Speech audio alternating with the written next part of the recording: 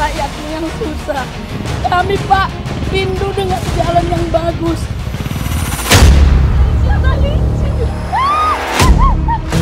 Cukup sulit ya berjalan di atas banjir ini karena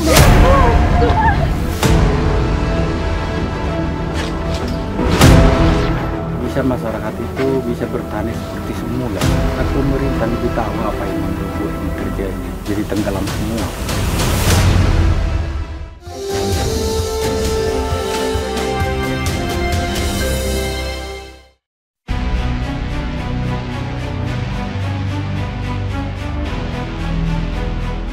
Kabupaten Asahan yang berada di dataran rendah beriklim tropis menjadi salah satu wilayah penghasil kelapa sawit terbesar di Sumatera Utara.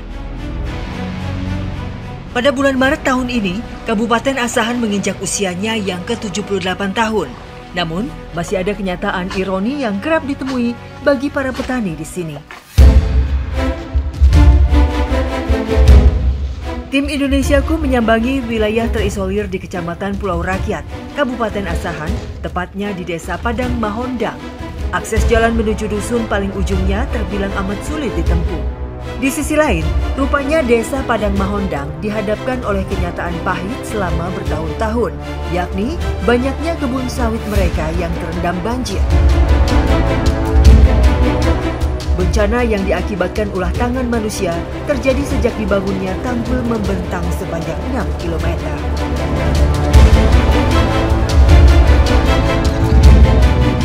Nah, ini persiapan kami untuk menuju ke Dusun Citang Winaya atau Dusun 12 ya Kak, di Desa Padang Mahondang. Dari sini kurang lebih akan makan waktu 2 jam tempuh, dan itu dusun yang paling dekat dengan lokasi adanya tanggul ya Kak.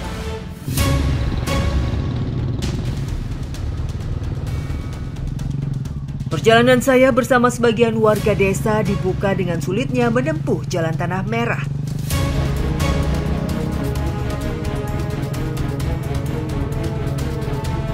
Dusun paling ujung di Desa Padang Mahondang ini menjadi wilayah terisolir yang masih tersisa.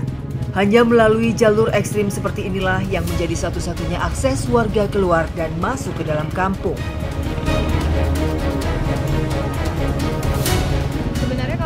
Dari jaraknya, dari Dusun 10 tempat kami mengawali perjalanan menuju ke dusun paling ujung ini, Dusun 12, itu tidak begitu jauh, hanya sekitar 4 km. Namun kondisi jalannya parah sekali. Seperti yang bisa dilihat ini sangat berlumpur, jadi motor mau nggak bisa pakai kecepatan penuh gitu. Selalu terhalang oleh lumpur yang tebal banget. Lumpur yang menghalau kami tak sesekali membuat perjalanan amat terhambat. Di sejumlah titik, motor tak mampu menahan bobot berat. Tak terbayang jika masyarakat mau tak mau harus menjual hasil kebun mereka melalui jalur setapak seperti ini.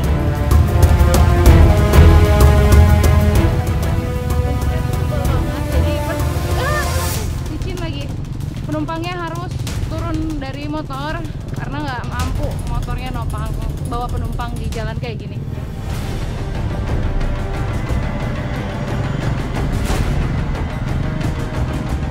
Usai menempuh 2 jam perjalanan yang sangat membuat kewalahan, kami pun tiba di Dusun 12 Desa Padang Mahondang.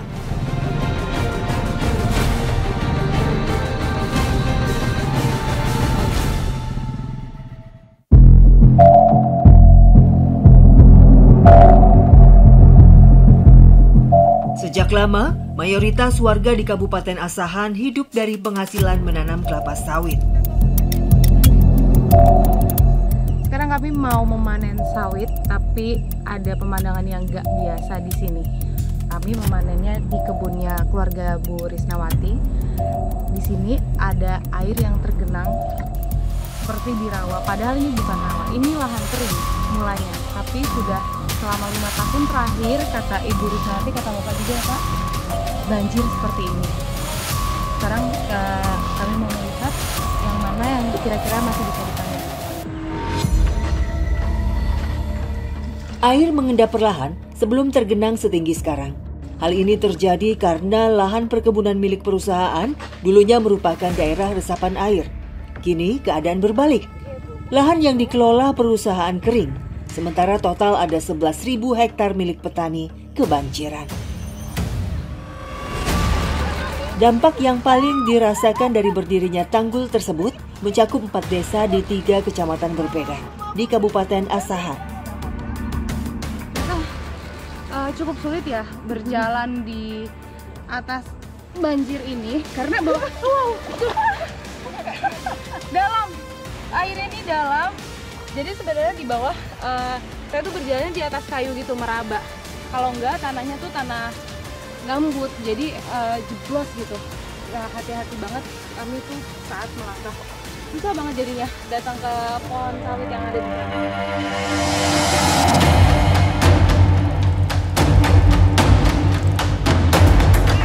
Kondisi memanen sawit yang mengenaskan seperti ini mau tak mau dilakoni keluarga Risnawati.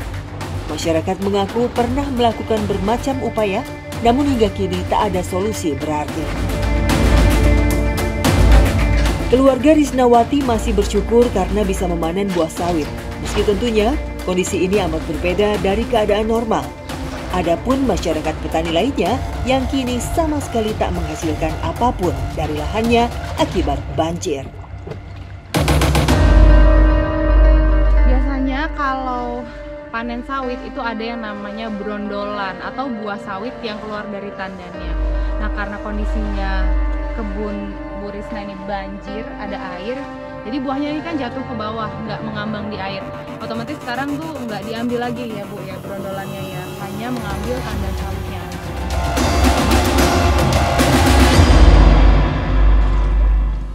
Nah, kalau sekarang mungkin Ibu panen sawit ini hasilnya gimana kalau dibandingkan dulu? Lebih bagus yang dulu.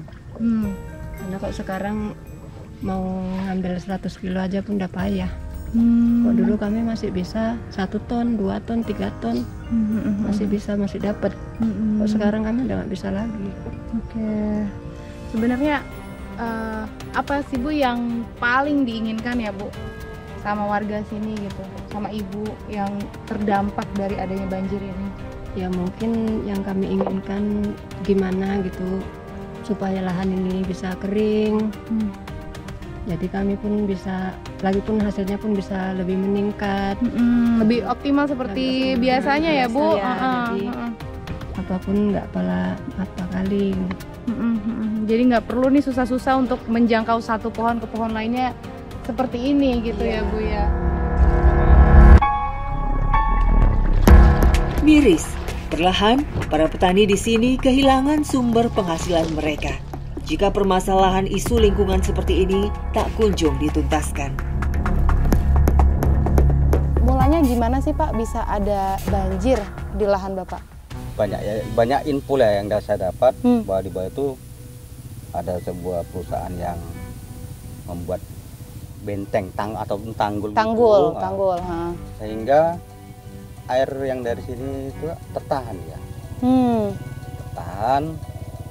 Jadi air yang semulanya dari hulu ke hilir sekarang balik lagi ke hulu. Dulu pernah berupaya datang ke sana dengan membawa sebagian masyarakat, antara masyarakat Desa Bangun dan Desa Permondang. Juga di situ ada ikut perwakilan dari anggota dewan. Dan di sana sempat sih terjadi kericuan juga kan. Jadi dilerai, kemudian dimediasi, tapi sekarang hasilnya pun nggak kelihatan. Sampai di situ Bapak menyerah atau masih ingin terus berjuang gitu Pak? Apa yang sebenarnya Bapak dan masyarakat sini inginkan gitu? Ya jelas kami ingin lahan kami kembali seperti dulu, kering, bisa diusahain. Nggak seperti sekarang ini. Kita pun bingung mau usaha apa lagi, karena nggak tahu lagi harus berbuat apa.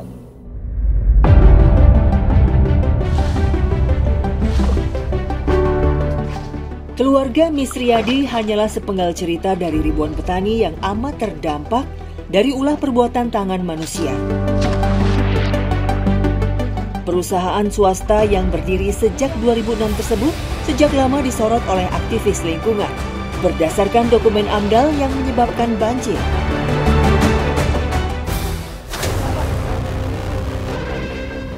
Isu lingkungan yang beredar dan berdampak luas di sini membuat saya penasaran mendatangi tanggul yang dibangun oleh perusahaan.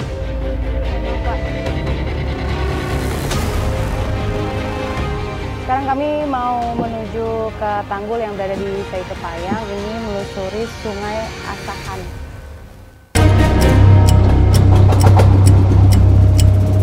Kami menempuh perjalanan via sungai yang memakan waktu kurang lebih 3 jam. Aliran Sungai Asahan ini berlabuh ke arah laut Tanjung Balai atau Selat Malaka. Seharusnya, Sungai Nantalu yang menjadi bagian dari Sungai Asahan juga memiliki aliran yang sama. Namun kenyataannya sekarang tidak demikian. Akhirnya kami sampai juga setelah kurang lebih tadi perjalanan 3 jam ya Pak ya di atas perahu. Pak, kalau dari yang saya dengar cerita-cerita di sini, justru pihak pemerintah ini kan mengklaim bencana alam katanya Pak.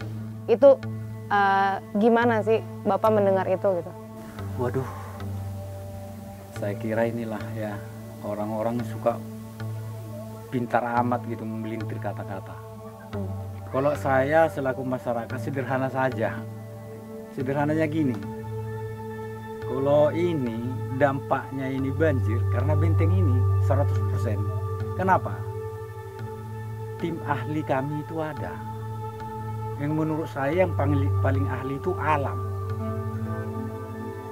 Bahwa benteng ini pernah pecah, secara alam pecah, lalu lahan kami kering. Nah itu jawabannya.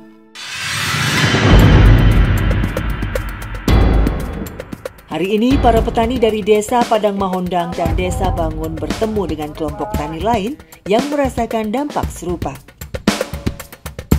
Mereka ingin bermediasi sebab tak setuju adanya normalisasi Sungai Nantalu. Sebelumnya, masyarakat yang lahannya terdampak banjir pernah melakukan pertemuan tatap muka dengan anggota Dewan Perwakilan Rakyat Daerah. Mereka menuntut solusi, namun konklusi dari pertemuan tersebut yakni menormalisasi Sungai Nantalu. Padahal, masyarakat menganggap ini bukanlah faktor bencana alam, melainkan murni karena berdirinya tanggul pembatas yang terbentang kurang lebih 6 km ini.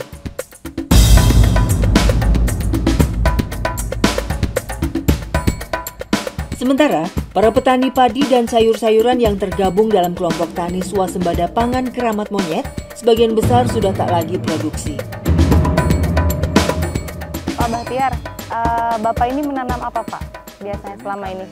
Tanam padi, Bu. Tanam padi. Ya, padi.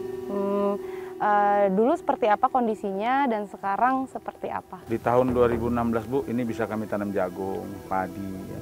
Kalau ijalah untuk kebutuhan petani. Tapi sekarang sudah nggak bisa lagi karena memang kita tanam padi pun dalam keadaan seperti ini, air Bu. Pondok-pondok ini kan sudah hampir tenggelam semua di bangka air. Dan kemungkinan ya memang sementara ini nggak bisa ada lagi beladang, contohnya padi Bu. Gitu. Ada yang bagus, ada yang mati, ada yang terendam, udah nggak mampu lagi lah. Ya kalau saya harap pada Bapak Presiden Republik Indonesia yang saat ini, mohonlah kiranya diperhatikan kepada masyarakat yang ingin untuk cetak sawah di Indonesia ini.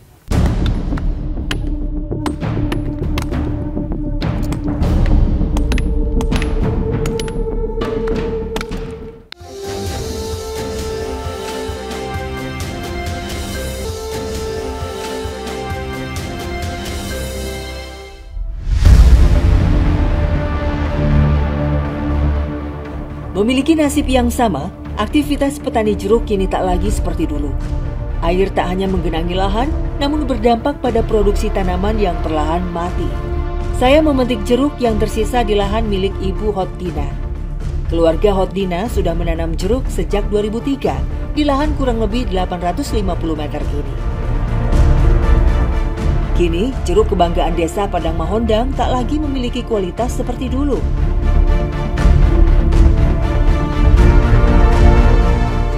Coba jeruk yang kopong seperti ini rasanya seperti apa? Manisnya manis Bu. Iya Bu, manis ya? Manis, tapi itu nggak kering di setengah. Jadi kan siapa yang mau beli? Ini rasanya manis tapi tidak ada kandungan airnya di sini. Jadi ini setengah kopong bahasanya Ibu tuh bilangnya ya. Masih bisa dimakan tapi siapa yang mau beli kondisi jeruk seperti ini sangat paradoks sekali. Buahnya banyak, kebunnya luas, tapi hasil panennya seperti ini. Sungguh ironi, penurunan produksi jeruk yang signifikan terjadi sejak 2017 silam, juga diakibatkan karena lahan yang kebanjiran. Belum diketahui pasti apakah air yang membanjiri lahan warga mempunyai kandungan limbah dari perusahaan sawit. Yang jelas, hal ini amat merugikan para petani. Dulu dan sekarang perbedaannya apa sih yang paling Ibu rasakan saat memanen jeruk, terus memasarkannya gitu? Yang pertama keluhan kami, panennya sudah berkurang karena pohonnya pokoknya sudah ini nggak semua lagi menghasilkan karena genangan air. Kalau bisa permintaan kami Bu kepada Pak Jokowi atau pemerintah Indonesia, yang pertama air ini dulu diselesaikan. Mudah-mudahan kalau kering ini mungkin bisa kembali hasil kami. Aduh, buat Dina saya juga sampaikan aja Bu, seluruhnya, semuanya apa yang benar-benar Ibu keluhannya selama ini, kendalanya selama ini. Ini terjadi hal yang sangat mengenaskan di sini. Dulu tuh kalau panen buahnya nggak kayak gini ya, nggak kopong gitu. Kalau kayak gini kita juga gimana mau makan gitu ya. Jadi dulu tidak seperti ini. Ini mulanya ada air yang tergenang di lahan milik Ibu Khotina. Air ini juga seharusnya mengalir ke tempat di mana air itu mengalir, yaitu kembali ke laut, tapi airnya malah ke lahan, ke sini, sehingga menyebabkan banyak faktor yang sangat merugikan masyarakat, dan hal ini sudah stuck selama bertahun-tahun. Asa yang senada dengan para petani lainnya turut diutarakan oleh Khotina. Wanita berusia 56 tahun ini hanya memupuk angan agar suatu hari perkebunan jeruk miliknya dapat kembali sedia kala.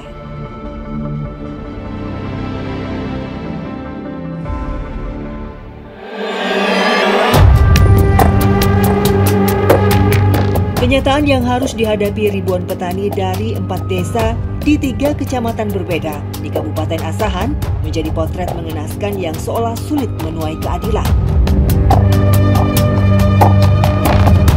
Dengan kondisi lahan kebanjiran yang disebabkan berdirinya tanggul milik perusahaan, para petani perlahan kehilangan sumber penghasilan mereka. Jeruk yang hari ini saya petik di lahan milik Ibu Khotina terpaksa tak bisa dijual. Bu, ini gimana kalau semuanya kopong seperti ini, Bu? Itulah Bu, jadi menjual pun kita nggak berani. Mengasih sama tetangga pun segan. Akhirnya nggak mungkin terhabiskan saya kan, ya berjatuhan lah di pokoknya. Mudah-mudahan jadi pupuk, kalau nggak pupuk nanti untuk apa lah ini?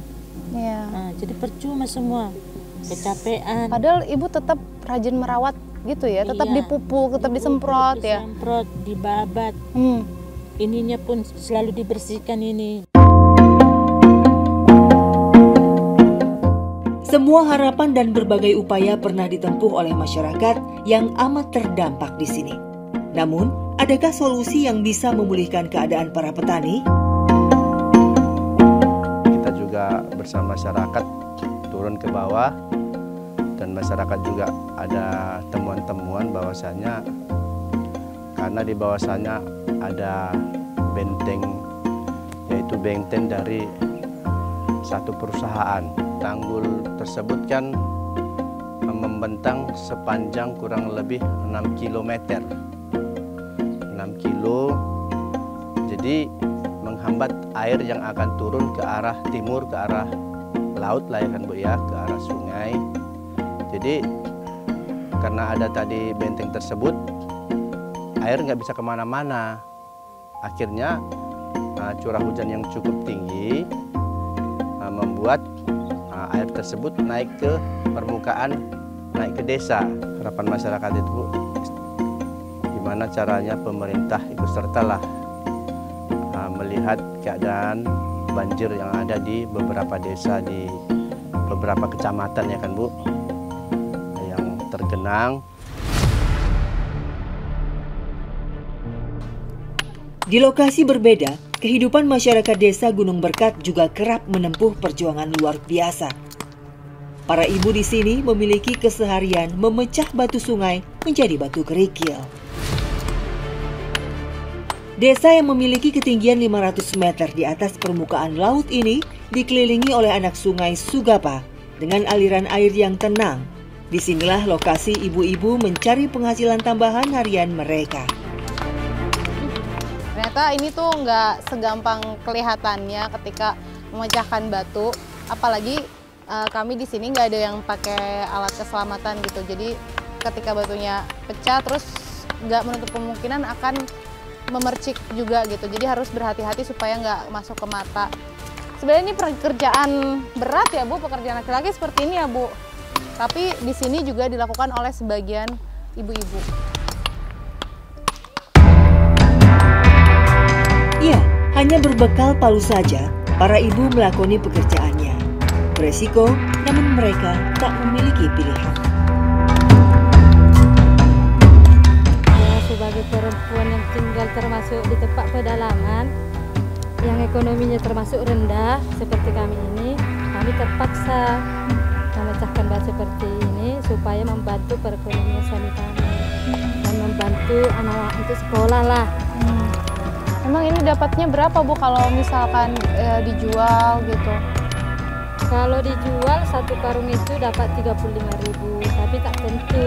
Kadang kalau barangnya basah, kita kadang dihargai 25.000. Kalau bisa pemerintah setempat berkunjunglah ke tempat kami ini, ya tepatnya di Pergambiran, Desa Gunung Berkat. Berkunjung ke tempat kami ini, lihatlah keadaan warga-warganya seperti apa.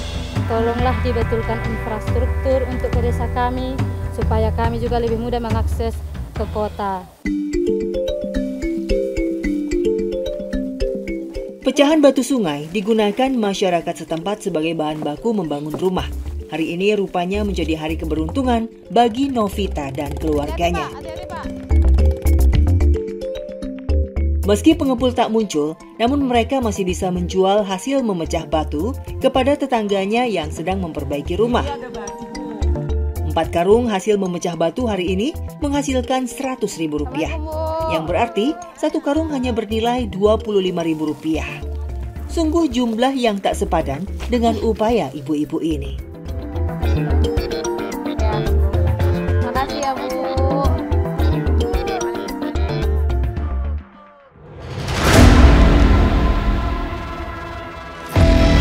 Di sektor pertanian, Desa Gunung Berkat memproduksi jagung sebagai salah satu komoditi unggulan mereka. Namun kini, biaya perawatan dan harga jual amat timpang.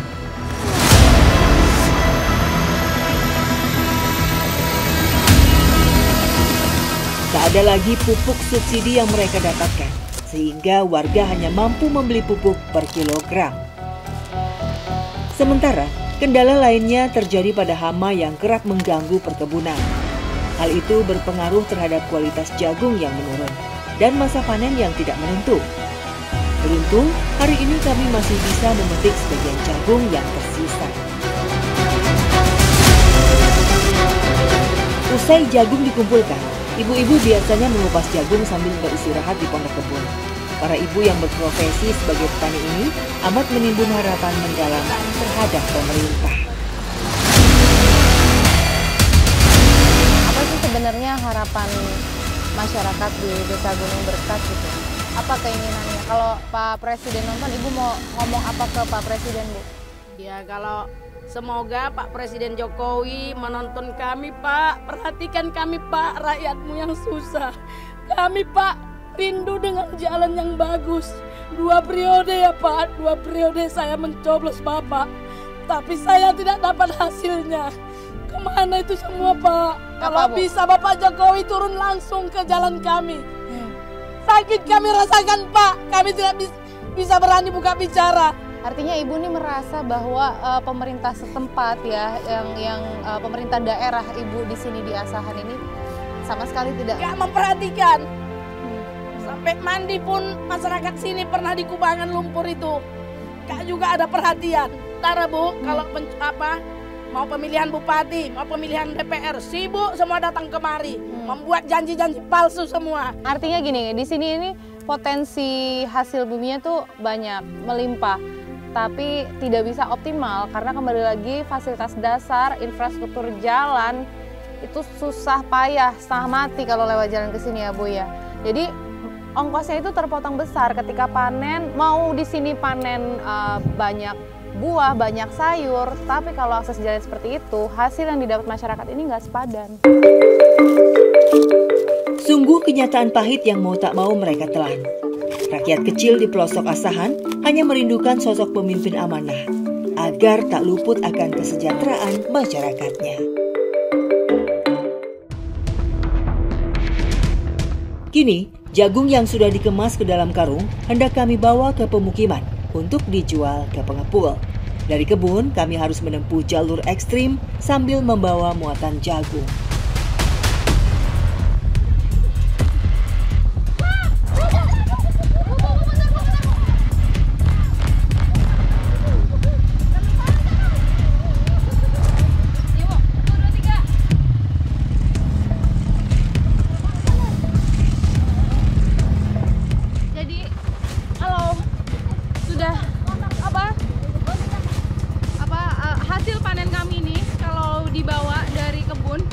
Menuju pemukiman warga itu perjuangannya berat banget karena jalannya kayak gini, berlumpur, padahal hari sedang cerah dan jalannya rusak parah.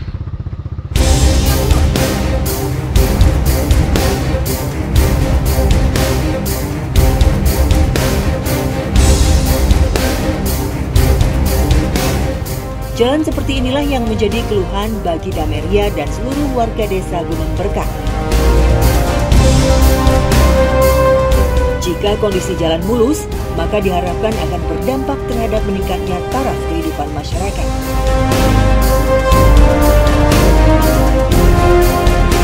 Sementara itu, saat kami tiba di warung untuk menjual hasil panen, jagung milik Dameria berbobot 5 kg.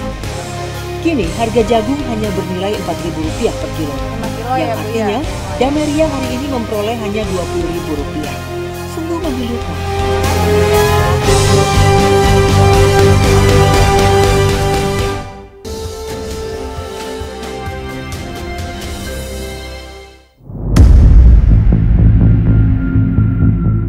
Beragam konflik pelik menimbulkan keresahan dan keluhan masyarakat di Kabupaten Asahan, Sumatera Utara. Mulai dari mereka yang tinggal di bantaran sungai hingga dataran tinggi. Sayangnya, pihak pemerintah Kabupaten Asahan tak merespon pesan kami untuk sekedar singgah menemui.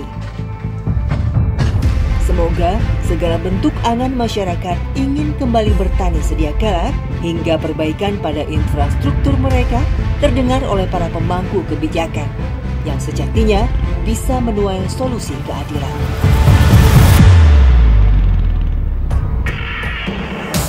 Pemerintah juga harus punya solusi yang holistik. Bagaimana sungai tersebut juga dicek dan kemudian bisa menjadi muara Sungai Nantalu dan kemudian juga meninjau kalau memang tanggul tersebut menjadi penyebab, itu harus dibuka kembali sebagaimana semulanya, karena kita cek dari analisis peta dari tahun ke tahun, sejak tahun 1970 dan 80-an, bahwa memang di lokasi perkebunan tersebut dulunya ada aliran anak Sungai Nantalu.